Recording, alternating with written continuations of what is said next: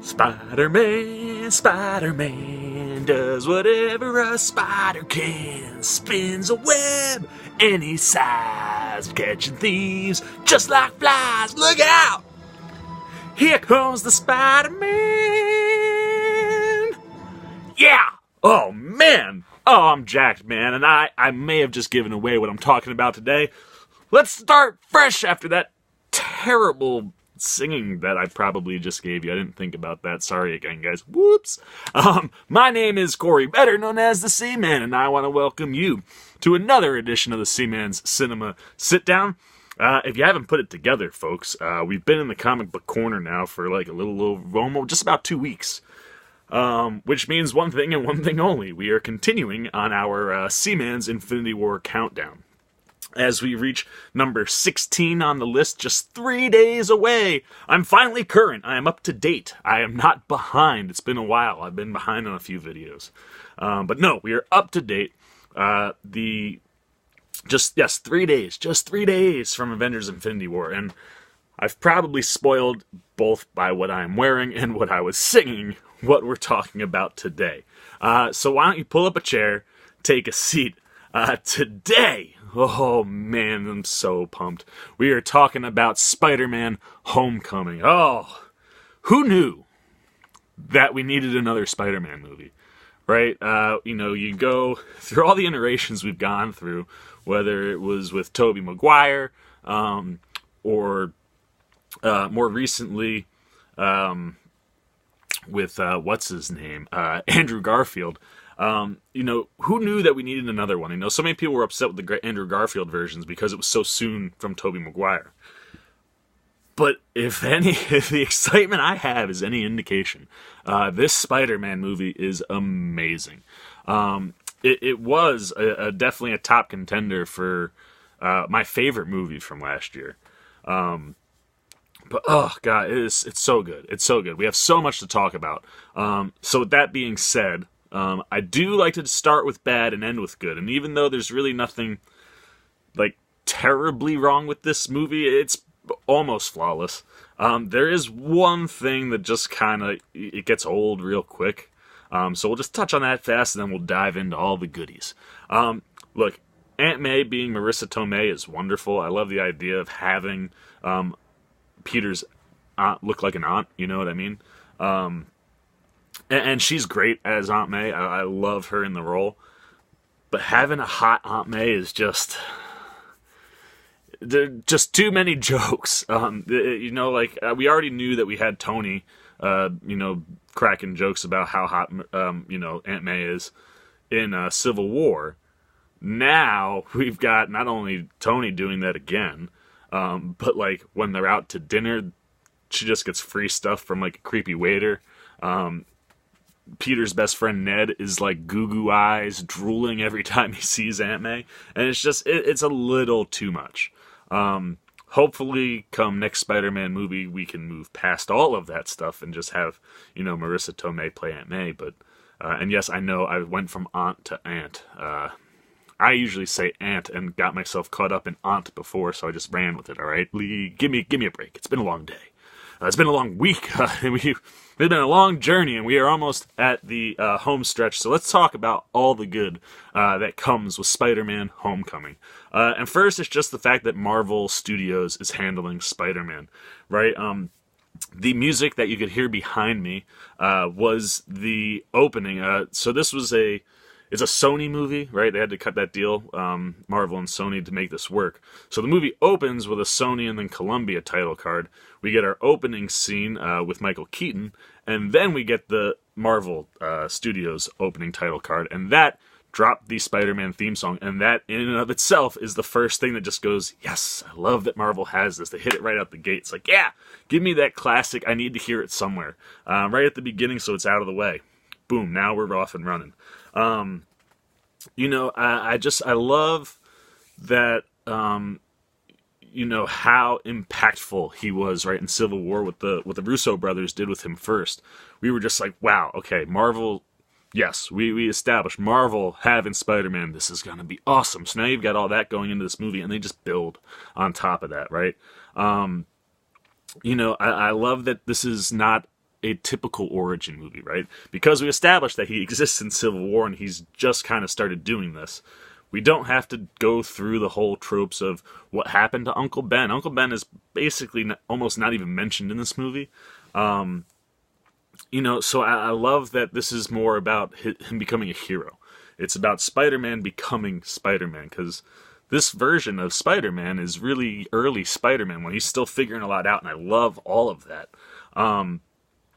But then on top of like the fact that like, okay, Marvel's not doing the regular origin, right? We're not doing the Uncle Ben. We're not doing the bit by the spider bit. They almost put something in the movie for that specifically. Peter's best friend Ned finds out he's Spider-Man right at the beginning, and I love that. It gives him somebody to play off of, because we're not used to seeing a 15-year-old version of Spider-Man. So I like that he has Ned, but after that happens, Ned is just asking him all these questions, and Peter's just like not answering them at the beginning, which is hysterical. And then at one point, Ned's talking about the spider, and Peter like basically looks at me. He's like, "Dude, the spider's dead already. All right, like I'm done talking about being Spider-Man." Because the world is done talking about how I became Spider-Man. I love that was in there. It's just the little things like that Marvel will do. And this just looks and feels like Spider-Man, right? I love the classic look of the outfit, very simple. And it looks like, felt. It looks like clothing. It doesn't look like, that stuff that they used for the, all that extra stuff that was on top of it for the other Spider-Man movies. Just plain simple. I love that. And just the way he moves, man. There's a sequence we'll talk about on the ferry. And when he's moving, it's the most Spider-Man movements I've ever seen. He captured that in Civil War, and they just build on that, and he has so much fun playing in that Spider-Man world. And him, of course, I'm talking about John Watts, the director, and also Tom Holland. Tom Holland has fun, but Tom Holland gets his butt kicked a lot in this movie, which is also good. So you have all that working with the fact that Marvel has control of this again. And, like I said, they know what Spider-Man is. And Tom Holland is the perfect casting. Tom Holland looks like he could be 15 years old in this movie. I love that this is taking place. Now, granted, we won't talk about the timeline mishap where things kind of seemed out of order. It got complicated. I don't want to talk about that. But I do love the fact that this takes place right after Civil War, which brings us back to 2016, because that allows us to age jump Peter, and Tom Holland is 21. So it's a natural age jump, right? So this comes out, so he'll be like 17 going on 18 in the movie, which will be closer to his real age, where, he was like 19, 20 playing a 15-year-old. But he does still look like a young kid. And that is the first thing that pops with Tom Holland. It's just like, yeah, man, this is finally like a Peter Parker where we're starting at the beginning, where he's in high school. He's a freshman, and it pulls off. It doesn't feel like an adult walking around high school. He doesn't have to be a senior on his way to college. And I love that because it makes him immature in so many ways, and that plays into his hero origin. The growth of Peter and Spider-Man in this movie is awesome, and I love it. And I love that we get to see his original suit that he wore, through the ones that we saw in Civil War. I love that we get to see that in use in this one. Look, and okay, aside from the looks, right? Because everything just looks wonderful with him. Tom Holland's somebody who gets this character. He just gets the flow and the vibe. Something else we saw in Civil War and it's just expanded upon in this movie. The amount that he talks is just so funny. And he has the wit and the humor, and he picks up on all the things that you would expect Spider-Man to pick up on. You get that right away with the first kind of action sequence with the initial robbery of the bank across from his deli. That's just so great. He's like, oh, look, it's the Avengers. Oh, wait, you guys aren't the Avengers. I love that he makes Thor punch Hulk, which is just kind of like a funny, big debate in the Marvel Cinematic world. So everything that he does, he gets the character, which was something that Andrew Garfield did really, really well. I won't ever take that away from Andrew Garfield. I've always said he got the character the best until Tom Holland hit it, and it's everything. And then the immaturity factor, he plays it so well. He feels like a kid so many times in this movie. And because of that, when the big scene happens, you feel like he really has grown to become an adult. And that's what this is. It's his journey to adulthood, and it's really cool to watch it through Tom Holland because he just does a fantastic job. I love him as Peter Parker. He's right. He's the right amount of nerdy and awkward and smart, right? And then once that suit comes on, he is just utter confidence all the time, right? Why he runs his mouth as much as he does, because he really doesn't do it too much as Peter unless he's around, people he's comfortable with, right? He runs his mouth like a fanboy around Tony. He runs his mouth like Happy's like a cool uncle or an older brother. But around his friends and stuff, he can kind of be shy and quirky, and that works so well with Peter. And then when that costume comes on, he is just utter confidence. I also love the fact that Marvel found a way to give us Peter's inner monologue, right? That's one of those things that, like, when Deadpool happened, the way Deadpool acts in the comics is the way he acts in the movie. One of the big things in the comics is the fact that Peter talks to himself constantly. We're always hearing his thoughts. By giving him a Stark-made suit that has AI, is genius, because now he has someone to talk to. And I love that he calls her Suit Lady for a while. It's like, can I give you a name? And he names her Karen. I also love, great little Easter egg, that Karen is played by Jennifer Connelly, who is married to Paul Bettany, who is the original AI voice of Jarvis. So that's just a cool little thing. But I love that he has Karen to play off of, because now we get to hear his inner monologue out loud all the time. And it adds for great humor moments, right? Like when he's in the damage control warehouse, and he's kind of telling her about Liz, and then he saves Liz at the Washington Monument, and Karen's like, "This is your moment, Peter, kiss her." When she tells him that they have, basically surveillance video that he can access from what he sees, and they're running it back to try to see something from the morning, and you see him practicing what he'd say as Spider-Man to Liz. I love that dynamic because it just adds to the humor, and it gives us the inner monologue that we get in the comics with Peter and Spider-Man. So much fun. And then, like I said, I love the fact that he is a kid that's doing an adult job. One, he feels like a kid throughout this movie, right? When he interacts with his friends, when he interacts with Ned or with his Act Deck teammates, or other just schoolmates, it feels high school, right? They don't feel like adults walking around in high school. They feel like kids. But because he's worked with the Avengers, because he's stolen Captain America's shield, Peter feels like he's more than a kid now. And I love the way that they've visualized that, where he's constantly put in kid moments and he has to leave. Either whether it's, okay, I'm going to pretend to be Spider-Man so that I look cool.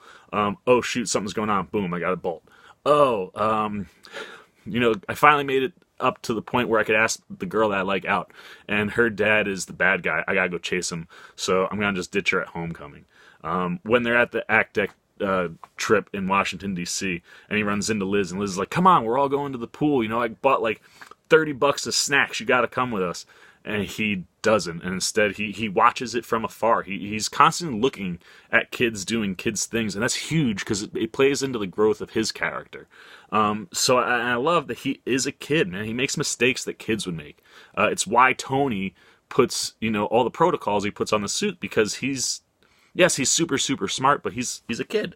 You can't give a kid something that has instant death mode, instant kill mode. So you feel that, but by the time you get to the end, you do feel like he has become an adult. And then he makes the adult decision when Tony goes to give him the Iron Spider suit, which is awesome. I can't wait to see that in a couple days. And is like, "Hey, you're going to be an Avenger. We have a room for you. It's right next to Vision." And because of all those scenes, it feels like the growth happens to when he gets there. He's like, "You know what? I'm okay doing small time stuff for right now." He's basically telling Tony, "I want to be a kid. I'll take care of my neighborhood, but I want to be able to go to school. I want to be able to hang out with my friends." And I think he will understand that balance so much better now. And it's visualized so well.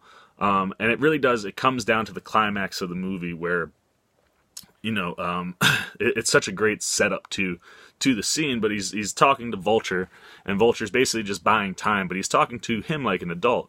And then, his wings chase Spidey around, never hits him because he's taking out all the columns.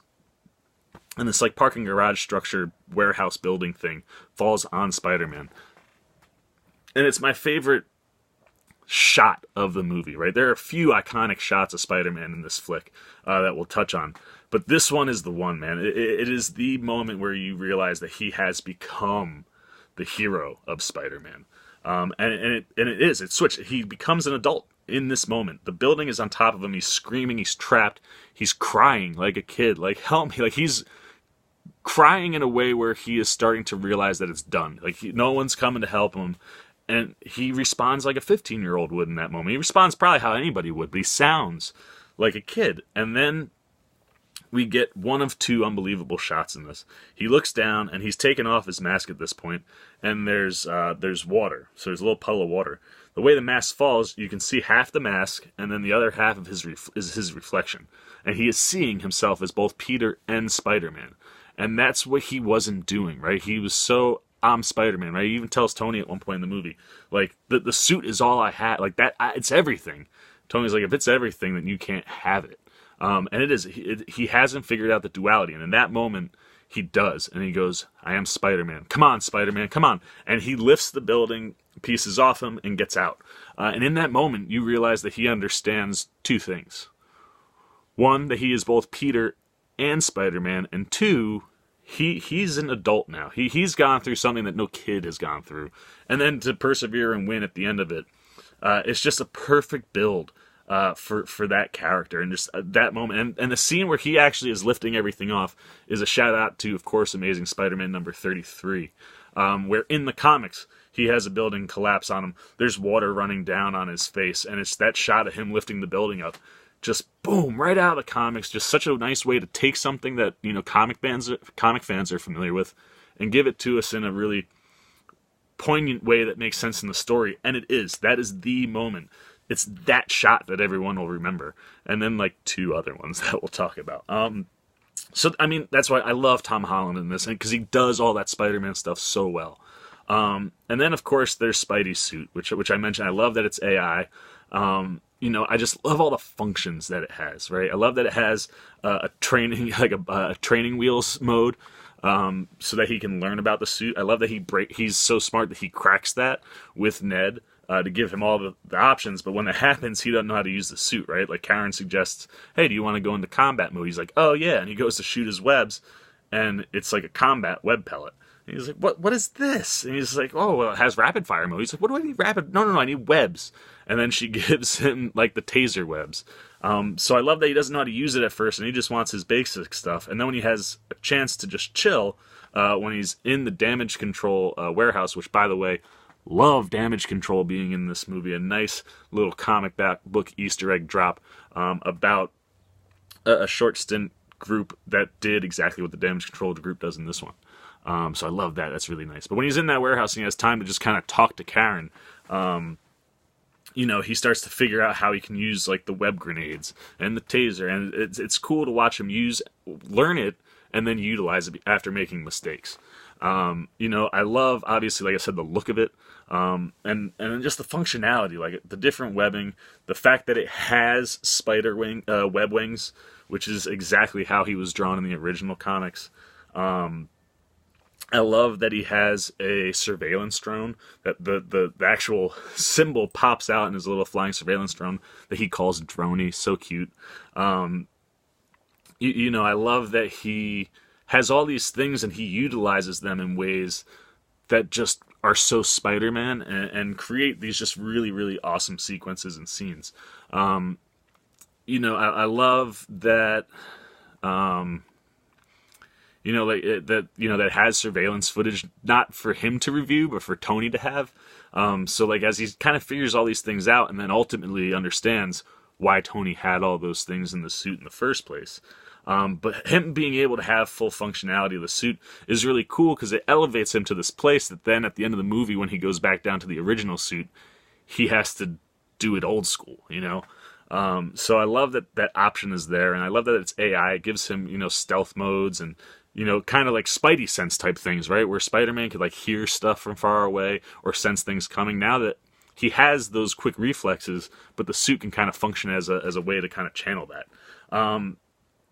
Look, and then the Spider-Man action in this movie is unbelievable. I don't feel like there's enough time to talk about all of it because it's fantastic. It's really some of the best. I love the way he moves. Like I said, that first bank rob sequence, great. I love when he's hanging and it's like just his feet holding the webs. They just have the look and feel of Spidey down so well. The ferry sequence, look, this is the first iconic sequence that we get to. It's his second fight with Vulture, which I love his first one. It involves a chase sequence, right? First trying to catch Shocker, and, trying to catch Vulture. And he's going through the suburbs, and this is why Spidey don't hang in the suburbs, because he runs out of places to shoot his webs. And he gets onto a golf course, and he just goes, and you just see the web go as far as it can and then drop. And then he has to run, which is a really fun kind of sequence, which is just, you got to tap into that humor. But then that first big one with Vulture is this ferry sequence. He's figured everything out. He's been telling Tony and trying to tell Happy that this stuff is going on, that this guy has weapons, and he's not seeing anything happen. So he follows, he gets to the ferry, he interrupts the deal going down, and everybody's there, man. He's got the dealers, he's got the weapons, and he's got the buyers. He thinks he's got it all figured out, jumps in to start doing Spidey stuff, and then the feds show up, and they're like, FBI! Which you're like, wow, how coincidental, and then they play out what it is. But in fighting Vulture, he gets a hold of the weapon, shoots it down. This is so cool, man. It starts shooting off, so he like Spidey webs it like super fast to cover the whole thing. That look so good. But then it goes haywire and cuts the ferry in half. Vulture pieces out, and then we get what I think is maybe the coolest Spider-Man sequence of the whole movie. I mentioned it before. It's when he's tying it together. Using the AI, which kind of enhances the Spidey sense idea. He's able to pinpoint, he tells Karen, pinpoint all the main holds. Goes through, and him running back and forth and using the different kinds of webbing, right? He uses web grenades to expand some of the webs and make them thicker. He ties them together at one point, and just the look is so smooth and clean. And then he gets to the end, and Karen goes, "Good job, Peter, 98%. And he's like, 98%? And he missed 2 spots. And that's that, immature, young Peter not recognizing that he might make a mistake and just makes a mistake. And then Iron Man saves, then you get the iconic shot of the whole thing, is as it starts to fall apart, he shoots a bunch of webs, kind of like what we've seen in the past with a different Spider-Man, grabs the webs and is just holding the ferry, kind of trying to show up Cap again. It's like we've got this little Cap Spider-Man rivalry building, right? We had Cap in the helicopter, now we got Spidey holding the ferry, and right as it's about to rip them apart, who shows up by Iron Man and puts it back together. And then we get one of the best sequences with Iron Man that we'll talk about in a little bit.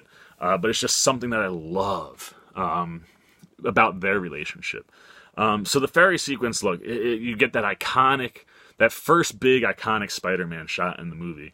And then we bounce to the Washington Monument scene that comes after the warehouse. And that's so much fun.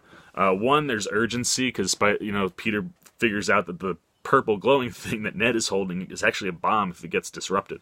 And when he gets to the Washington Monument is huge. Spider-Man can't just fly up there, so it takes him a while to climb, and I love that, right? There's so much urgency. He's in such a rush, and he can only get up there so fast. And then that, because he just can't, kick a window in because it's really, really defensible window, stuff. And one, the thing has already gone off, so now an elevator's hanging, and things are happening inside. So first Spidey thinks he has 10 minutes. Then Karen's like, nope, it moved. Now it's only, 2 minutes.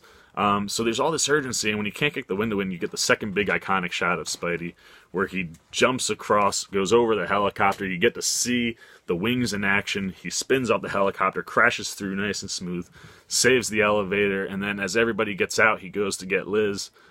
It drops, gets Liz, saves her, and it's this first big hero moment for Spidey, right? He's done some small stuff, and he's been involved in big sequences, but he hasn't saved anybody.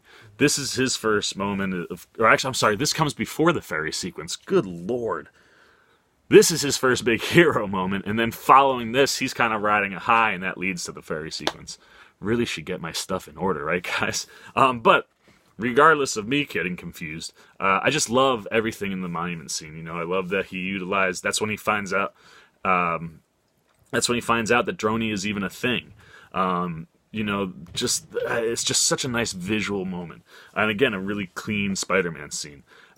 And then, of course, the finale. Like I said, I love that he goes back to his old suit. I love that we get to see him use it. I love that he keeps it under his locker so he can just pick it up with his super strength and grab it whenever no one's around. Also where he keeps his spare webbing. And I love that it starts with a big twist moment. He's worked up the courage to ask Liz out, goes to pick her up, and who answers the door but Adrian Toomes, the Vulture. And that just creates this awkwardness for Peter the whole time, because he knows, oh my god, your dad's a bad guy. I have to catch him, but I can't do this right now. And the scene is so clever, man, because it leads to this car where Adrian drives them to the homecoming, and it's so clever, because between him asking Peter questions, his daughter saying things about where Peter is and when he's not, you see Adrian start to piece together that Peter is Spider-Man. And when he finally figures it out, they're at a stoplight, and the light's red on his face, it turns green, and he kind of makes this Spider-Man comment with this look that just screams Vulture. And what's cool is the green light, green eyes are on the Vulture, and when you're in his helmet, it's a green reflection. So that change, and he becomes Vulture in the car. So tense, man, the entire time. And then he has a one-on-one conversation with Peter, and he's just like, you saved my daughter, I can't repay that. But if you don't back off me, I will kill you, I will kill your family, I'll kill everybody you know to, protect mine. And you're just like, oh my gosh. So he puts this warning, just walk away. Of course, Peter can't do that. So you get this amazing twist moment of finding out that our villain is our hero's love interest's dad. Whew. And then he knows that he's Spider-Man. And it gets talked about out in the open, just between the two of them. So then when he goes in, he pieces, and who's waiting outside in case he does something like this but the new Shocker. He gets hit in the face. I love watching Shocker just kick the crap out of Spider-Man because he doesn't have any of his gadgets, and his his web shooters, he doesn't get them on. They fall off. And right when it looks like it's going to be real bad, and he's pulling back, who shoots the web? But Ned! I love that Ned saves Spider-Man in this movie. Just another good reason for him to find out that he's Spider-Man in the first place. And then from that, Spider-Man takes over, webs him up, goes after Vulture, which leads us to the warehouse scene we talked about. And then from there, he goes and catches up to putting together that the Vulture is... Because they try to call Happy. I love that Ned gets to become his guy in the chair. When Ned finds out he's a superhero, he's like, oh, you need a guy that can be in the chair and do all the computer stuff. Tries to get a hold of Happy, and Happy's super busy because it's moving day. Puts together that he's going to Avengers Tower to hijack the plane. We get this awesome scene up in the air that's a lot of fun. We get to see some more cool stuff about the Vulture's tech. We'll talk about Vulture all together in a minute. But it creates this airtight lock seal, and he uses the stuff that he used to break into the 18-wheeler from Damage Control, which leads Spidey to getting caught, which is a great scene, right? Spidey ends up in there, and because the way he falls into it, it knocks the little balls that create this kind of, it's like a phase shifter almost, for a matter phase shifter. Spider-Man even says that in the movie, which is cool. He falls in, knocks that off, and when he goes to get out, that's how he gets trapped in the Damage Control. They bring that back in this scene, and because of this airtight airlock seal, while Vulture's attached to the plane, he's able to get inside to try to get this Iron Man tech. And you just get this cool sequence of Spider-Man kicking it off. Because it's in stealth mode, he goes over one of the cameras, so you see Spider-Man, a giant Spider-Man, crawl over the plane, and eventually Toomes puts together that Spider-Man's up there. Get this fun action sequence where they destroy the plane, they end up on a beach. You just get more really good delivery from Keaton in that scene. Spidey is beat to crap and almost out of it, and he notices that because of all the damage that has been sustained by Vulture's wings, the thing that's powering it is one of those purple stones that blew up in the Washington Monument, and he knows it's going to blow up. Side note, back on the plane, as all the engines start going, Spidey gets sucked into one, and you see him go in, but he doesn't come out, and you're like, oh, where is he hiding as Vulture gets sucked across? And you turn around, he goes, I can't believe that worked. Shoots the webbing all over the engine rotor, and so he doesn't go through. Really cool moment, forgot to mention. But back on the beach, he sees that's going to explode. He saves Vulture in the sense that he keeps him from getting too high. It does blow up. He pulls him out of the fire and kind of leaves him for the cops and everybody. And it's just, I love the relationship, and it peaks in that whole sequence between Vulture and Spider-Man, because there's this give and take of where, Adrian Toomes is the dad to someone who's in Peter's class, so he gets that he's a kid, and he gets that like it'd be kind of messed up to like. He just has a look on his face at the end where it's like, I can appreciate that you stopped me. And because of that, I think he protects Peter inside prison because Peter was just trying to protect his family. And he saved his life, right? Saved his daughter's life and then saves his life. And it's just a great climactic scene. So now that we've talked about everything but the rest of the cast. And the rest of the cast is really good. Michael Keaton, as I mentioned, plays Adrian Toomes, who's the Vulture. Love the look. I love that Marvel said, hey, let's go back to the original Spider-Man villain and do Vulture for this movie. No one's seen him yet. The way his wings work are so cool. They got like jets that kind of spin so he can maneuver all over the place. He actually has full functionality of them, and they're sharp, so you can use them like scissors. Like I said, they had that air seal thing, all of which is stuff that's invented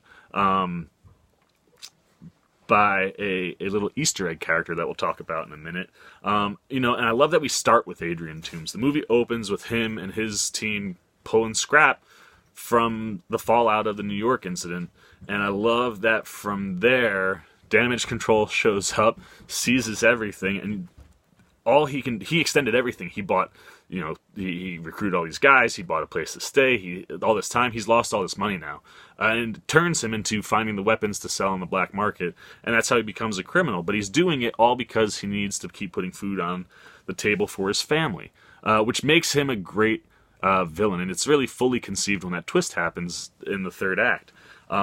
But I love his Keaton just brings his A game in this. He's terrifying, both from the look and how the Vulture acts to the way he just kind of can snap and go bad. He kills one of his own guys accidentally in one of those moments because he's not paying attention. So he's terrifying. And like I said, the way he moves and everything, it's just cool. It was a cool villain to bring in, and he's well conceived because we can empathize with him, or some of us maybe sympathize with him. And what's going on in his story. And he says that to Peter, right? He's like, I'll do anything to protect my family. And that's something that you can kind of commend. So I love that about him, and just Michael Keaton, top notch the whole movie. Tony and Spider-Man, I love this relationship. After the ferry incident I mentioned, the whole time, look, Tony's got all these protocols in place because he's dealing with a kid. And, after the ferry incident, Spider-Man's like, if you would have listened to me, just once listen to me, anybody listen to me, this wouldn't have happened. And Tony's like, I did listen to you. Who do you think called the feds? The feds showed up there because I called them, because of what you found out. I was trying to stop this from happening. Instead, you go and do what I don't. And he scolds him like a dad. It's a moment that you really need. You almost feel like he's coming down too hard on him until he says, look, I did trust you. I called the feds. He's like, everyone told me I was crazy for drafting a 14-year-old. He's like, I'm 15. He's like, this is where you're quiet. The adult is talking. And I love that, man, because it's that male bond that Peter needs. I love using Iron Man as his mentor because, at one point he's like, Peter says, I wanted to be like you. And Tony's like, I wanted you to be better. Because Tony sees the potential. And I love the way they interact.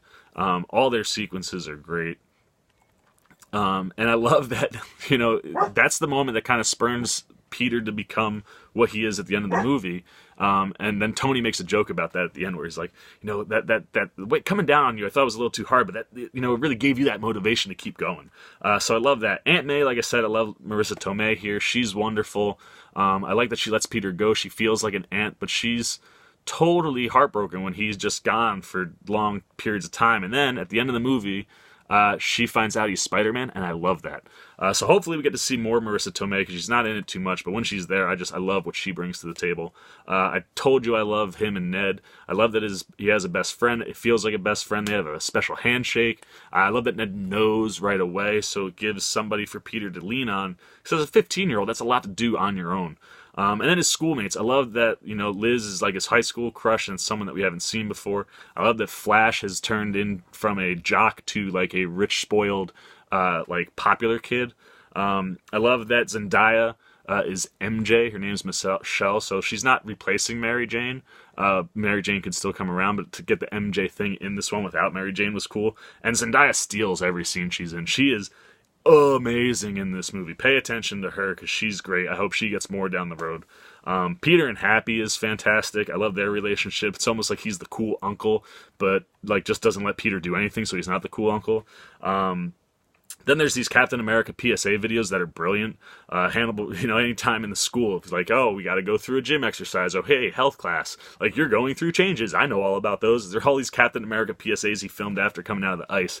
I love that Hannibal Buress points out that he's a war criminal. And that plays into the post-credit scene, which is another PSA from Cap, where he says patience is a darn thing, right? You can just wait, and not get anything, and then you're really disappointed. Isn't that rough? Just calling out the whole concept of these post-credit scenes, brilliant. And then there's just a ton of Easter egg characters in this movie. We're going to rip through them real quick. Donald Glover, who is supposed to potentially be Spider-Man, plays Aaron Davis, who we all know as comic book followers is the uncle to Miles Morales. He has a great scene with Peter, where Peter uses an interrogation mode and has a weird voice, and Donald Glover's like, you gotta get better at this. But I want to help you because I have a nephew and I don't want these weapons in these streets. Confirms Miles Morales exists. Wonderful. The Shocker, like I said, the first guy, he gets blown up because, Vulture snaps. And I love it. He has the Shocker things. He says, I want to be called Shocker, and he wears these yellow sleeves. After he gets boomed, Bokeem Woodbine's Herman Schultz becomes the Shocker, who is Shocker. Like I said, I love the way his fists work in that scene with Spider-Man. I love that he's got the yellow sleeves. So just another nice Easter egg. The guy I mentioned who makes all the tech, Phineas Mason, who's the Tinkerer. I love that he's in there, played by Michael Chernus. Nice little sidekick, perfect for Vulture. Kenneth Choi shows up in this movie, and we all remember him from Captain America when he played Jim Murata, who was part of the Howling Commandos, and he's the principal of the school. And on his desk in a scene we see his old character, Jim, and the Howling Commando, so that's kind of cool. And then Mac Gargan, he gets verbally confirmed by Karen on the ferry. He's the guy buying the weapons. When he's in the post-credit scene with Vulture in the prison, and he points out his tattoo, confirms that Scorpion exists. He mentions that he's got friends on the outside, and that's where Michael Keaton's like, if I knew who Spider-Man was, he'd already be dead. So I like that he protects him. So just all these nice little Easter egg things, and just everything about this movie handled perfectly by Marvel. But of course, Tom Holland, the king of the show, steals the whole thing. That's all I gotta say. I absolutely love this movie. One of my favorites from last year. Probably the best Marvel film that I've seen up until Black Panther after Civil War. I might even put this one above Civil War. It's just so good. We'll talk about my full list later. But that's it. That's all I gotta say. So please hit the comments. Let me know what you thought about Spider-Man. Were you happy that Marvel got it? Are you tired of Spider-Man yet? Or did this one win you over because of how good it is? Hit the comments, let me know. If you like the video, please give me a thumbs up. And as always, if you're new here, hit the subscribe button, hit that little bell so you get alerts every time I make a new video, including the next edition of the Seaman's Infinity War Countdown. Only a few to go, folks. We're 3 days away. That means we got 2 left. So stay tuned for those. Enjoy Infinity War as you get pumped for it the way I am. That's all I gotta say. For the Seaman Cinema Sit Down, I am the Seaman. I am signing off. Peace!